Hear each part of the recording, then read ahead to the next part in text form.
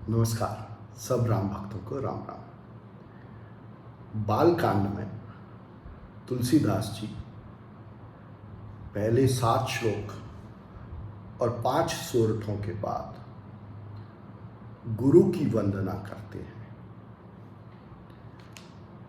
कहते हैं, बंदौ गुरु पद कंज, कृपा सिंधु नर रूप हरे, महामोह तम पुंज, जासु बचन रवि कर निकर।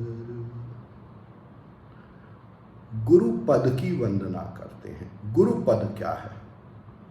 देखिए, पद का एक अर्थ चरण है और एक अर्थ है पदवी। और यहां पर गुरु पद का मतलब है कि आप जिसको गुरु की पदवी देते हैं, उस गुरु पदवी की वंदना है। और ये गुरु पदवी कैसी है? ये गुरु पदवी कल्याणकारी है, कृपा सिंधु है, कृपा देती है, कृपा का सागर है और कृपा बरसाती है। और जो नर रूप है उसमें हरि है, तो ये कह सकते हैं कि मनुष्य रूप में भगवान ही गुरु रूप में प्रकट होते हैं। या दूसरा अर्थ यह भी कि जो मनुष्य रूप है उसको हर के, उसका जो गुरु रूप है, जो उसका सिखाने वाला रूप है, जो उसका सिखाने वाला पद है, उसको प्रकट करती है।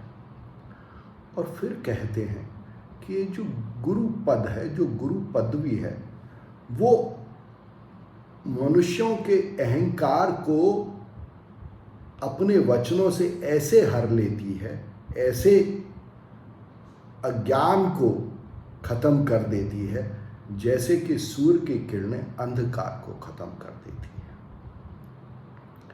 आगे कहते हैं, बंदौ गुरु पद पदम परागा, सुरुचि सुबास सरस अनुरागा, अमिय मूरे मय चूरन चारु, समन सकल भव रुज परिवारु। फिर गुरु पदवी की वंदना करते हैं और कहते हैं कि ये कमल के समान है। जो ऐसे कमल जल में रह के भी गीला नहीं होता, वैसे ही गुरु पदवी संसार में रह के भी संसार के दोषों में लिप्त नहीं होती। कमल की तरह अमल है, अलग है इस संसार के दोषों से। और फिर कहते हैं कि ये जो गुरु की पदवी है, ये सुरुचि, सुंदर रुचि प्रदान करती है, सुंदर गंध प्रदान करती है, सुंदर रस देने वाली है, और यह प्रेम, राग उत्पन्न करने वाली है। जब आप किसी में गुरु देखते हैं, किसी को गुरु पद प्रदान करते हैं, तो वो गुरु पदवी या गुरु का पद आपको सुंदर रुचि देता है, सुंदर बास देता है, गंध देता है, सुंदर रस देता है और प्रेम देता है। और देखिए, गुरु की पदवी या गुरु का पद हर मनुष्य देता है अपने अनुसार। अपने अनुसार कैसे? वो जिसमें गुण देखता है, जिस किसी में भी गुण देखता है जो कि सीखने योग्य है, तो वो उस मनुष्य को या प्रकृति के उस अंग को गुरु मानता है। जैसे सूर्य गुरु है, प्रकाश देता है। जल गुरु है, संतुष्टि, संतोष, तृप्ति, शीतलता देती है, तो जल भी गुरु है। तो जिस किसी में भी गुण दिखाई दें और आप वो गुण उससे सीख सकें, उससे ग्रहण कर सकें, यही उसको गुरुता की पदवी प्रदान करते हैं। और फिर कहते हैं कि यह जो गुरु पदवी है, ये जो अमृत का मूल है ईश्वर, उसके सुंदर चूरन की तरह है, जो कि ग्रहण करने से सब प्रकार के जो रोग हैं इस विश्व में उनका नाश हो जाता है। तो जब आप किसी को अपना गुरु बनाते हैं, उससे गुण या गुर सीखने के लिए, तो आपके अंदर जो दोष है उनका नाश होता है। जरूरत इसकी है कि आप इस विश्व में दूसरों में गुण देख सकें और फिर उनको गुरु मान के उनसे वो गुण सीख सकें। आगे लिखते हैं, सुकृति संभूतन विमल विभूति, मंजुल मंगल मोद प्रसूति, जनमन मंजू मुकुर मल हरनी, किए तिलक गुण गण बस करनी। इस गुरु पदवी का या इस गुरु पद का सबसे सुंदर कृति या कृत क्या है?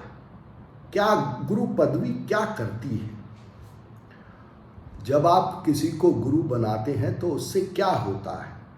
तो कहते हैं कि जो सबसे सुकृत है किसी को गुरु रूप में स्वीकार करने का, गुरु मानने का, वो है शंभु तन विमल विभूति। शंभु तन में शंभु का शरीर पवित्र विभूति के समान हो जाता है। इसका क्या मतलब है? देखिए, शंभु का मतलब है जो समता उत्पन्न करे या समता दिखाए आपको। किसमें? हर शरीर में, हर मानव शरीर में, प्रकृति के हर अंग में जो आपको समता दिखाए। सम और भू, भू माने होना और सम माने समता। तो गुरु पदवी या गुरु का सबसे बड़ा फल या सुकृति यह है कि वो समता उत्पन्न करे, और यह समता विश्व के हर अंग में, हर शरीर में उत्पन्न करे, और यह समता ही निर्मल करने वाली है, और यह समता इस प्रकृति में ईश्वर की विभूति को दिखाती है, और यह समता सुंदरता प्रदान करने वाली है, कल्याण करने वाली है और प्रसन्नता देने वाली है।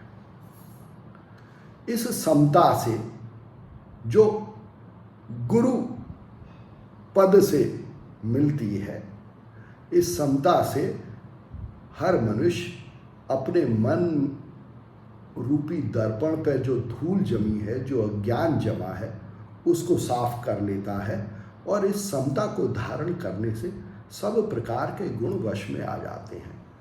दुर्गुण भी वश में आते हैं अपने, और अपने सगुण भी वश में आते हैं। निर्गुण भी वश में आता है और सगुण भी वश में आता है। फिर कहते हैं, श्री गुरु पद नख मनिगन ज्योति, सुमिरत देव दृष्टि होती, दलन मोह तम सो सप्रकाशु, बड़े भाग उर आवहि जासु। यहाँ श्री गुर कहते हैं, गुरु नहीं कहते। गुर कहने का मतलब ही ये है कि गुणों को प्राथमिकता देना। जिसमें गुण दिखाई दे वो ही गुरु बन सकता है, उसी को गुरु माने, उसी को गुरु पद दें। तो जब आप किसी में गुण देखते हैं तो वो गुण कैसे हैं? जैसे मणियों का प्रकाश। उस गुण को ध्यान में लाने से आपकी जो दृष्टि है, हमारी जो दृष्टि है, वो निर्मल हो जाती है, वो दिव्य हो जाती है। और जब हमारी दृष्टि निर्मल हो जाती है, दिव्य हो जाती है, तो वो सब प्रकार का जो मोह है, जो अज्ञान है, वो खत्म हो जाता है उस निर्मल दृष्टि के सुंदर प्रकाश से। और उस मनुष्य के बड़े भाग हैं, वो बहुत भाग्यवान है जिसके हृदय में यह सुंदर दिव्य निर्मल दृष्टि उत्पन्न होती है, दूसरे में गुणों को देख के, उनको सीखने की चाहत से। फिर कहते हैं, उघ रहे विमल बिलोचन ही के, मिटहे दोष दुख भव रजनी के, सूझहे राम चरित मणि मानिक, गुप्त प्रगट जहाँ जो जेहि खानिक। कहते हैं कि जब आप किसी में गुण को देखते हैं, उसको गुरु पद प्रदान करते हैं, उससे वो सीखना चाहते हैं, और उससे जो समता उत्पन्न होती है और उस समता से जो दिव्य दृष्टि अपने अंदर उत्पन्न होती है, उससे जो हमारे हृदय रूपी आँखें हैं, हमारे हृदय में जो आँखें हैं वो खुल जाती हैं। और जब वो आँखें, हृदय की आँखें खुलती हैं, तो जितने भी संसार में दोष हैं जो कि दुख देने वाले हैं, वो सब दोष जो हमें संसार में दिखाई देते हैं, वो सब दोष खत्म हो जाते हैं, मिट जाते हैं। और जब इस संसार में दोष दिखाई नहीं देते, तो जो राम का चरित्र है इस संसार में, इस विश्व रूप में, हर मनुष्य के रूप में, इस विश्व के हर अंग के रूप में जो राम का चरित्र है, तब वो जान पड़ता है, तब वो समझ में आता है। क्योंकि वो जब तक ये समता नहीं आती, जब तक ये किसी को गुरु पद देके उसमें जो गुण है उसको सीखने की क्षमता नहीं आती, तब तक ये जो रामचरित्र संसार में घटित हो रहा है, तब तक वो छुपा हुआ रहता है, दिखाई नहीं देता। क्योंकि संसार में तो दोष ही दिखाई पड़ते हैं, जब तक हम दूसरों से कुछ सीखने की दृष्टि विकसित नहीं कर लेते। फिर कहते हैं, जथा सुअंजन अंजिदृग साधक सिद्ध सुजान, कौतुक देखत सैल बन भूतल भूरि निधान। तो ये जो दूसरों में गुण देख पाने की जो क्षमता है, जिससे आप किसी दूसरे को गुरु बनाते हैं, और उससे जो समता प्रकट होती है, उस समता रूपी काजल को अपनी आंखों में लगा के जो साधक हैं, जो सिद्ध हैं, जो ज्ञानी हैं, वो इस संसार में जो रामचरित्र घटित हो रहा है उसको देख पाते हैं। गुरुपद रज मृदु मंजुल अंजन, नयन अमीय दृग दोष विभंजन, तेहि करी विमल विवेक बिलोचन, बरनऊ राम चरित भव मोचन। तुलसी कहते हैं कि जब इस संसार में दूसरों में गुण दिखाई देते हैं और उनको गुरु के रूप में हम स्वीकार करते हैं, तो उससे हमारे जो हृदय की आंखें हैं वो निर्मल हो जाती हैं, और उस निर्मलता रूपी काजल से जो हमारे को इस संसार में जो दोष दिखाई देते हैं अपनी आंखों से, उन दोषों का नाश हो जाता है। फिर हमें किसी में दोष नहीं दिखाई देता।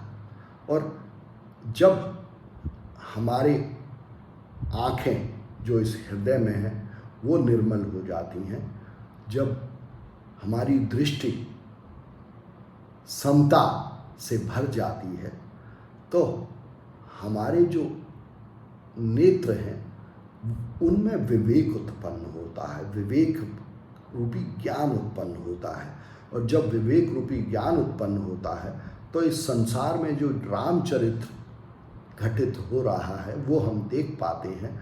और तुलसी कह रहे हैं कि इसीलिए उस रामचरित्र को देख के जो इस संसार में घटित हो रहा है नित्य निरंतर, मैं उस रामचरित्र का वर्णन करता हूँ इस संसार के दुखों को, दोषों का नाश करने के लिए। तो देखिए, क्या हम भी दूसरों में गुणों को देख के उन्हें गुरु रूप में स्वीकार करके उनसे कुछ सीख सकते हैं। और सबसे बड़ी चीज़, तो क्या हम अपनी दृष्टि में समता पा सकते हैं दूसरों के लिए। तो इस संसार में जो रामचरित्र घटित हो रहा है वो हम देख पाएंगे। धन्यवाद।